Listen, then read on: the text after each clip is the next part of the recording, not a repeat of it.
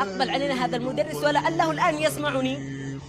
أقبل علينا قال: يا ولد أنت اخرج. قلت: أنا ليش أخرج؟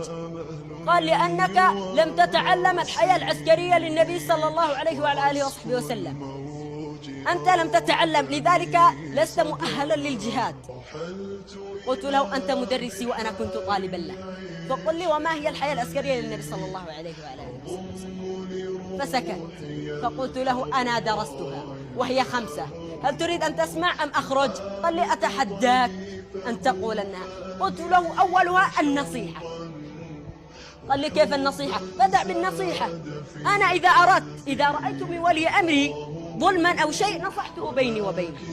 النقطة الثانية التي استغلها صلى الله عليه وعلى آله وصحبه وسلم كانت نقطة الحشد، بأن عرف كيف يحشد المسلمين واحدا تلو الآخر.